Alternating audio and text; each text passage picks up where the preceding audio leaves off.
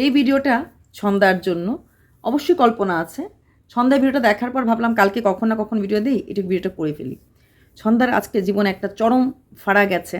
ছন্দা বারবার বলছিল ওর হাত পা কাঁপছে, ভাবতে পারছে না, ভুলতে পারছে না। ও যাচ্ছিল ওর বোনের ডেলিভারি হয়েছে সে বাচ্চাটাকে দেখতে। যাওয়ার পথে ওর একটা মানে বাড়ির সামনেই টোটোর সময় মনে হচ্ছিল ওর বাইক এসে ওকে একদম শেষ করে দেবে, সামনে টোটো পেছনে টোটো। ছন্দাকে একটা কথাই বলবো, তোমাকে ভিউয়ার্সও তো ভালোবাসেই, তার থেকে বড় কথা ওপরওয়ালাও ভালোবাসে। কারণ তুমি খুব অনেস্ট বলে আমার মনে হয়, জানি না জীবনে অনেক ভুল প্রেডিকশন আমি হয়তো করেছি, তো তোমার ক্ষেত্রে আমার মনে হয় হয়তো তুমি স্ট্রেট ফরওয়ার্ড, হয়তো তুমি আত্মসম্মান নিয়ে চলো, কিন্তু তুমি অনেস্ট। আর যারা অনেস্ট হয় তাদের সাথে ঈশ্বর এমনিতেই থাকে। তার উপর তুমি প্রচুর লোকের সাহায্য করেছো, কিছু পাওয়ার আশা করে করনি, কোনো কিছুর বিনিময়ে কিছু চাওনি, সেগুলি ওরা উপেক্ষা করলেও ওপরওয়ালা তো জানে। তাই সেটা তো তোমাকে উনি রক্ষা করতে বাধ্য। তার উপর আছে তোমার স্বামীর ভালোবাসা, যে ভালোবাসা তোমার একটা সুন্দর ছোট্ট নীর তোমরা গড়ে তুলেছ। সেখানে দাঁড়িয়ে অবশ্যই তুমি কি সুন্দর করে ঠাকুর পুজো দিয়ে তারপর ঘর থেকে গেলে, সেখানে কি কোনো কিছু অমঙ্গল হতে পারে? না ছন্দা, এত তাড়াতাড়ি অমঙ্গল হতে পারে না, আর হতেও লাগবে না। তোমার ছোট্ট সোনামাটা অনেক বড় হবে, একদম যখন প্রাপ্ত বয়স্ক হবে, যখন তুমি একদম বুড়ো হয়ে লাঠি নিয়ে হাঁটবে, তখন নয় ভাবা যাবে। তাই তোমার জীবনে কোনো কিছু খারাপ হতেই পারে না। ভিডিওটা দেখার পর মনে হলো আমি এখনই করে ফেলি, যদিও অনেকটা রাত্র হয়ে গেছে, কিন্তু কালকে সকালে ভিডিও কখন না কখন দেবো, তার থেকে ভালো আমি এখনই ভিডিওটা করে ফেলি। তাই তোমার জীবনে ভালো হতে বাধ্য। এবার আসছি কল্পনার ভিডিও। আমি ভিডিওটা খুব ছোট্টর মাঝেই করছি। কল্পনার ভিডিওতে কল্পনা দেখালো ওর প্রথম থেকে যে ঘরের কাজকর্ম করে তারপরও রওনা হলো, বাড়িতে গেল, ছেলেকে নিয়ে গেল, এবং যতটা পারে, যেহেতু এটা অন্য আরেকজন ব্লগার বাড়ির শ্রাদ্ধ, সে কিন্তু কল্পনা কিন্তু ওই ভারসাম্যটা ধরে রেখেই ভিডিও করেছে, যে সব কিছু ওদের, কারণ এখানে প্রায়োরিটি অবশ্যই সেই বাড়ির বৌমার হওয়া উচিত, কারণ শ্বশুরমশাই তার তার অধিকার সবচেয়ে বেশি। বাকিরা যে যতটুকুন গেছে, যে যতটুকুন করেছে, ওই শান্তির জল আনা, ঘরে ছড়িয়ে দেওয়া, বা আবার গিয়ে কালো টিপ দেওয়া, সেগুলি হয়তো নিজেদের মাঝে আছে। তারপর হয়তো সেই ভিডিওটা ওখানে করবে না বলেই, অনেকটা অ্যাভয়েড করার জন্যই হয়তো বা ও যে ওর আরেক জায়ের বাড়িতে গেল এবং সেখানে খুব সুন্দর করে ওই নানা রকম ভিডিও করলো অ্যাকোরিয়াম। এখন তোমরা অনেকেই লিখবে ওইখানেও কেন গেল, আপনি তো না, ওখানেও যাবে আমি জানতাম, কারণ সে ছাড়বে না, ঠিক আছে, সে ছাড়বে না, কারণ তার একটা পার্সোনাল বেনিফিট দরকার, খুব তাড়াতাড়ি রোজগার করে খুব তাড়াতাড়ি এগিয়ে যাব। আমি জানতাম সে কল্পনাকে ধরবে, আর কল্পনাও গিয়ে যে কোনো ভুল করেছে আমার মনে হয় না, কারণ তাতে তার একটা কন্টেন্ট হয়েছে, ওই বাড়ির মাছকে খাওয়ানো না বাকি যেগুলি, এটা ওর কন্টেন্ট আছে, নাহলে ওখানে গিয়ে ওকে ওই ওদের বাড়ির কন্টেন্ট লিস্ট দিতে লাগেনি। তারপর নিজের বাড়িতে আসার পর দেখলাম শাশুড়ি মা কি সুন্দর করে ওকে এখানে এখানে দিয়ে মানে আশীর্বাদ করে দিচ্ছে। তারপর ওর ঘরের সন্ধ্যার সময় বসেছিল, ওরা গল্প করছিল নানা রকম। তারপর রাত্রেবেলা যখন খেতে গেল, তখনও ওখানে গিয়ে কল্পনা বড় ননদদেরকে পেলো, যাদেরকে ননাস বলা হয়, তাদেরকে পেলো। তারা সবাই ওর ভিডিও নাকি রাত্র 2টো হলেও দেখে। তাহলে ভেবে দেখো, তোমাদের বাড়ির বউদের ভিডিও তোমাদের পরিবারের সমস্ত লোকরা দেখে।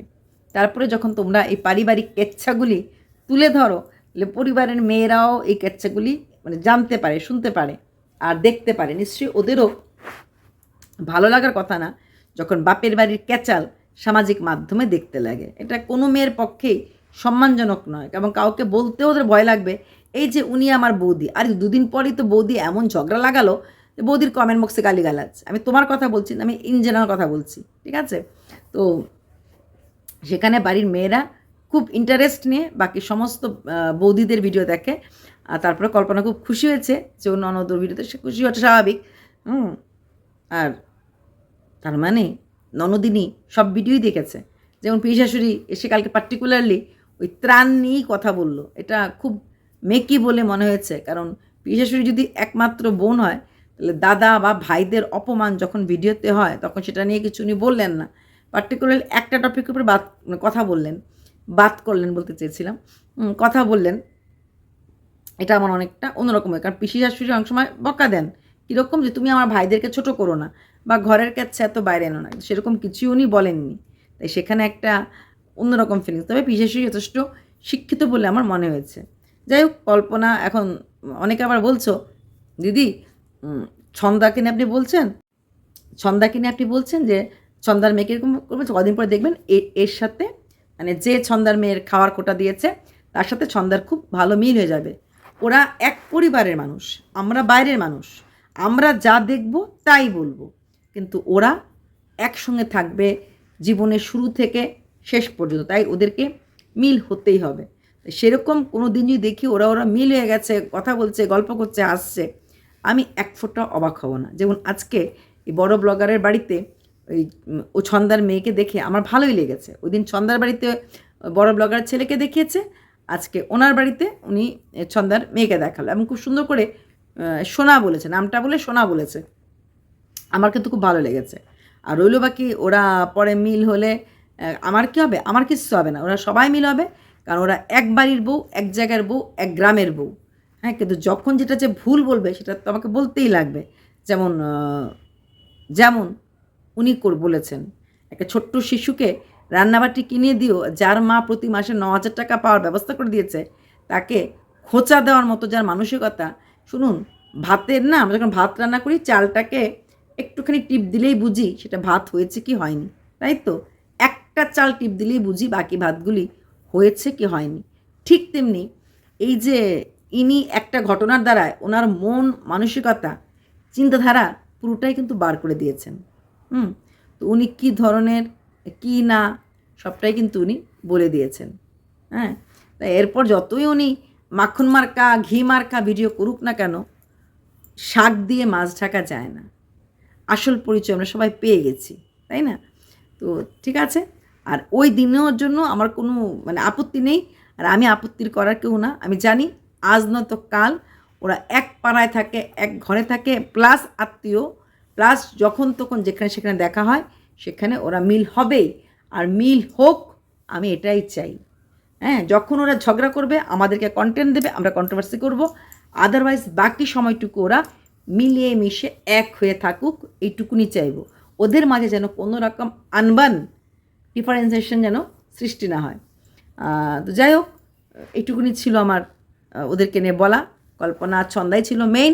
আমি কিন্তু এই ব্লগে বড় ব্লগারকে নিয়ে কিচ্ছু বলিনি। কাইন্ডলি কমেন্ট করার আগে ভিডিওটা দেখে কমেন্ট করবে। আপনারা কোনো ছবি দেখলে বা কোনো নাম থাকলেই ভাবেন এই তো বুঝি খারাপ কিছু বলেছে, আন্দাজে ঢিল মারবেন না, সব ঢিলটা কিন্তু কাজে আসবে না, ঠিক আছে? ঠিক মতো ভিডিও দেখে ভিডিওর কন্টেন্ট বুঝে তারপর লিখবেন, আমারও ভালো লাগবে, আপনাদের ভালো লাগবে। চলুন, অনেক রাত্রি হয়ে গেছে, বাই।